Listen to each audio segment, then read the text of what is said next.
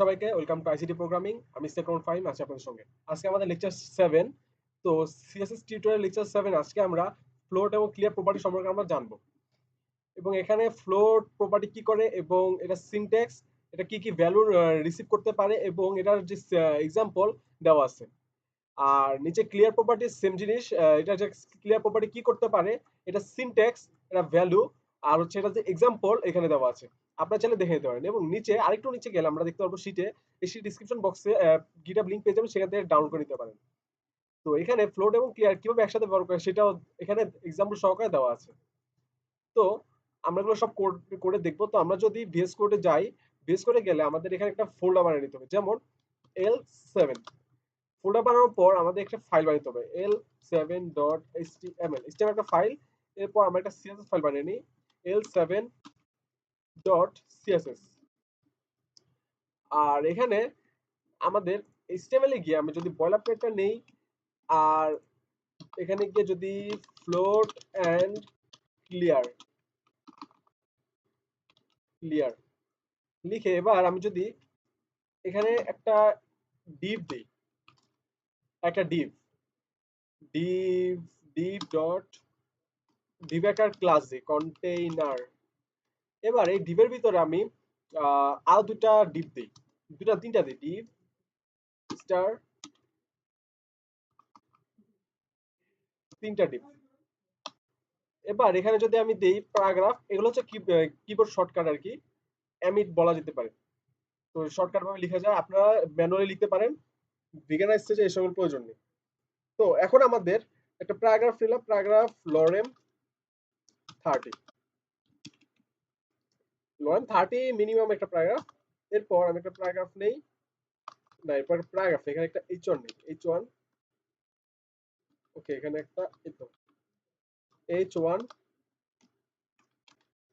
Hello Bangladesh. এবার এখানে আবার একটা প্যারাগ্রাফ নেব, pdeck lorem 300। এবার আমরা এখানে একটা উপর একটা ইমেজ নেব, কন্টেন্টের ভিতর একটা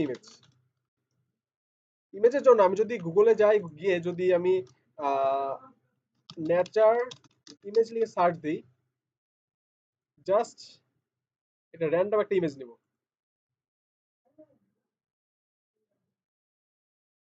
চলে আসছে কপি ইমেজ অ্যাড্রেস, এটা কাজ শেষ। তো এখন আমি ইমেজ সোর্সটা দিব, এই হলো আমাদের ইমেজ।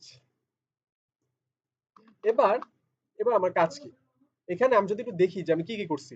কন্টেইনার নামে একটা ডিভ নিছি, এই ডিভের ভিতরে এই একটা চাইল্ড, এই ডিভ একটা চাইল্ড, এটা হচ্ছে ডিভ সেকেন্ড ডিভ, এটা থার্ড ডিভ, কিন্তু এটা ফোর্থ নাম্বার চাইল্ড। তো এখন আমি যদি রান করি, দেখি আউটপুটটা কি পাই। এই যে আউটপুটটা এরকম আসছে, ইটস নট ব্যাড। এখানে একটা ইমেজ, এরপর একটা প্যারাগ্রাফ, এরপর এইচর আবার প্যারাগ্রাফ। তো এখন আমি যদি চাই যে আমার টেক্সট গুলো যদি পাশে চলে আসে, তাহলে হয়তো ভালো হতো। তাহলে আমি একটু সিএসএস যাই, তাহলে কি করা যায়। সিএসএস এ গেলে, আচ্ছা এখানে যে এটা দেওয়া যে এইচর, এটা আমি যদি উপরে দিই তাহলে হয়তো ভালো দেখাবে, মাঝখানে দেওয়াতে ওকে। তো এখন আমি দিব ইমেজ ইমেজ তো এটা আমি img, এবার এটাকে আমি দিব ফ্লোট লেফট,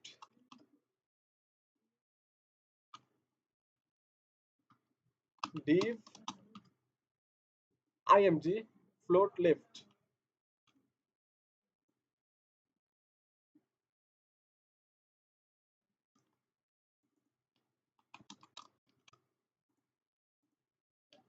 আচ্ছা এখানে আমি ই করিনি, ডট ডট স্ল্যাশ তো লিংক করিনি, আমি লিংক করে যদি নেই, ডট স্ল্যাশ লিংক করে নিলাম, আমাদের এটা ফ্লোট হয়ে গেল।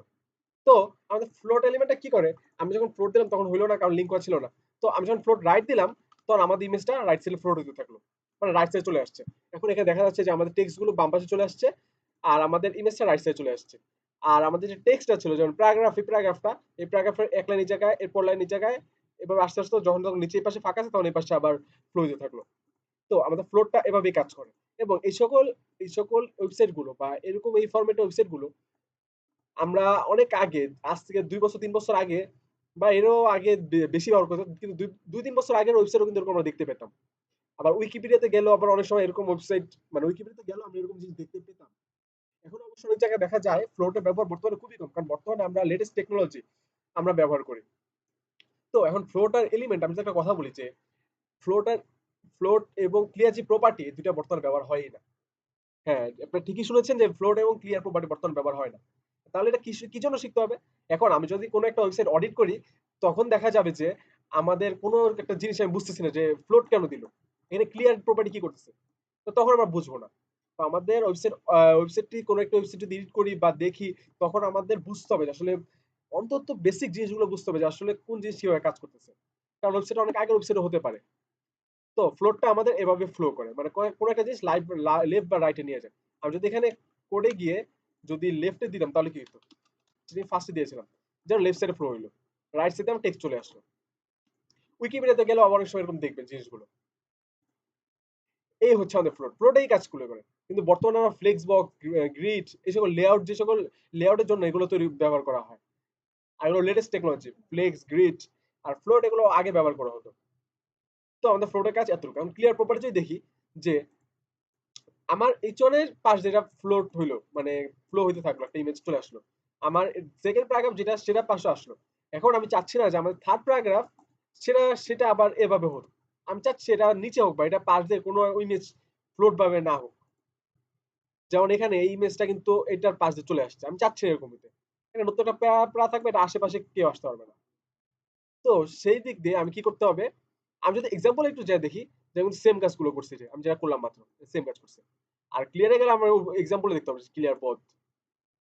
আচ্ছা, তো আমরা আমরা কি করবো, আমরা কি চাচ্ছি যে আমাদের যেই এখানে থার্ড যে ডিপটা, মানে সব লাস্টে যে ডিপটা, সেই ডিপের যে প্যারাটা, সেটার পাশ দিয়ে যেন কোনো কিছু ফ্লো না হয়, কোনো কিছু চলে না আসে।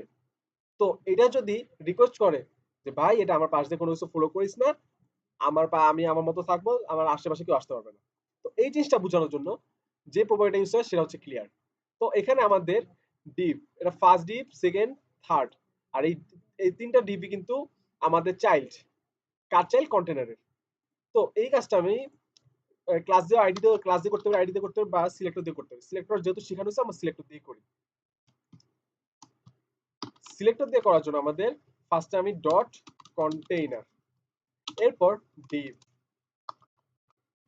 ডিপ, এরপর ফার্স্ট, ফার্স্ট না তো এন চাইল্ড, যেহেতু থার্ড নাম্বার। এবার আমি সিলেক্ট করি। এবার কালার যদি দেই, রেড দেই, দেখি কাজ করে কিনা।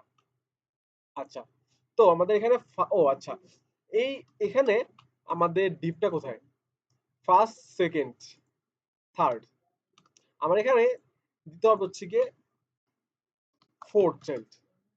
হ্যাঁ, ফোর্থ চাইল্ড দিতে হবে, এই ডিপের ফোর্থ নাম্বার চাইল্ড। আচ্ছা, এখানে যদি এটা কেটে দেন তাহলে কি হতো একটু দেখি, তাহলে কিন্তু কাজ করবে না। আচ্ছা, আমি যদি এখানে ডিপ দিব না, কন্টেনার মানে কন্টেনার দিব না, কিন্তু ডিপ দিব, তাহলেও কিন্তু কাজ করবে। সেম জিনিস, ফোর্থ নাম্বার চাইল্ড, এই ডিপের ফোর্থ নাম্বার চাইল্ডটা হচ্ছে আমাদের nth ফোর। ওকে, তো আমাদের এই জিনিসটা আমরা যদি এখন এখন আমি কি বললাম যে আমাদের এই যে রেড হয়ে আছে, এটা আশপাশে কেউ আসতে পারবে না। এখন তো লেফট সাইডে চলে আসছে, আমি চাচ্ছি না লেফট সাইডে, তখন আমি ক্লিয়ার করব। তাহলে ক্লিয়ার আমি কিভাবে করব, আমি রেড আছে, রেড থাকুক, দেখতে সুবিধা হবে। ক্লিয়ার নামে যে প্রপার্টি, এখানে দেবো ক্লিয়ার লেফট। যেহেতু লেফট সাইড এখন বর্তমানে আছে, তো আমি চাচ্ছি আমার লেফট সাইড ক্লিয়ার করতে, ক্লিয়ার লেফট, নিচে চলে আসছে ক্লিয়ার লেফট। আচ্ছা, এখন আমি যদি ফ্লোর যদি আমি রাইট দিতাম তাহলে কি হতো, মানে ক্লিয়ার করছি লেফট সাইড কিন্তু ফ্লোর দিচ্ছে রাইট সাইড, তাহলে কি হতো, তাহলে কিন্তু চলে আসছে। কেন চলে আসছে, আমি তো ক্লিয়ার করে দিছি, এই জন্যই আসছে, কারণ আমি ফ্লোর দিছি রাইট সাইড। তো এই ইমেজটা বলতেছে যে আমি আমি রাইট সাইডে ফ্লো হবো, এ বলছে আমি আমার লেফট সাইড আমি ক্লিয়ার চাই। তো বলছে আচ্ছা লেফট সাইড ক্লিয়ার থাকুক, আমি রাইট সাইডে ফ্লো করবো। তো বলে না যে রাইট সাইডও ক্লিয়ার চাই। তো এই জিনিসটা যদি বুঝাতে চাই, তাহলে আমাদের কি করতে হবে, clear both, clear both property use করলে তখন আমাদের দুই সাইডই ক্লিয়ার হয়ে যাবে। এখন এটা লেফট দিক, রাইট দিক, এখানে রাইট আছে, এখন যদি আবার লেফট দিয়ে এর লেফট সাইড আসবে, তাও কিন্তু হবে না। এখন যদি বোথ দেয়, এটাও এখানে বোথ পসিবল, এখানে যে বোথ দেয় তাও কিন্তু ফ্লো হবে না। তো এই জিনিসটাই আমাদের ফ্লোট এবং ক্লিয়ার প্রপার্টি করে থাকে। তো এই জিনিসটা এত গুরুত্ব দেওয়ার বর্তমানে কোনো প্রয়োজন নেই, কারণ বর্তমানে ফ্লেক্স বক্স, গ্রিড এগুলো ইউজ হয়। যেমন একটা ছোট্ট একটা এক্সাম্পল দিই ফ্লেক্স বক্সটা আসলে কিভাবে কাজ করে। যেমন এই ফ্লোটটা আর বোর্ডটা মানে ক্লিয়ারটা আর কি দুটো রেখে দিলাম, রেখে দেওয়ার পর এখন আমার নর্মাল ভাবে আছে, সবকিছু নর্মাল। এখন আমি চাচ্ছি যে ইমেজ এখানে থাকুক, টেক্সট গুলো এই পাশে থাকুক, আর এই টেক্সট গুলো পাশে চলে আসুক, মানে সবগুলো পাশাপাশি চলে আসুক। তো কলাম বরাবর আছে, কলাম বরাবর আছে, আমি চাচ্ছি রো বরাবর থাকতে, রো বরাবর। তো তখন আমাদের যেটা ইউজ করবো সেটা ফ্লেক্স ডট কন্টেইনার, যেটা প্যারেন্ট কন্টেইনার, যেখানে প্যারেন্ট কন্টেইনার কোনটা ছিল, মানে প্যারেন্ট ডিভ যেটা ছিল, যে প্যারেন্ট আর কি, সে হচ্ছে কন্টেইনার দিয়ে ডিসপ্লে জাস্ট একটা লাইন লিখো ফ্লেক্স, সব কিছু চলে আসছে। আর বর্তমানে এগুলোই ব্যবহার করা হয়। তো এটা নিয়ে বেশি একটা আগাবো না, যেমন আছে তেমন থাকুক, আগের মতো করে দিই, যেহেতু এটা মূল টপিক হচ্ছে ক্লাস। আমি জাস্ট বুঝাই দিলাম যে আমাদের বর্তমানে ফ্লোট ব্যবহার না, এর থেকে ভালো ভালো টেকনোলজি, ভালো ভালো প্রপার্টি সিএসএস এর আছে, চলে আসছে। তো আজকের মতো এই পর্যন্ত। ভিডিওটি ভালো লাগলে অবশ্যই লাইক দিবেন এবং চ্যানেলটি সাবস্ক্রাইব করে পাশে থাকবেন।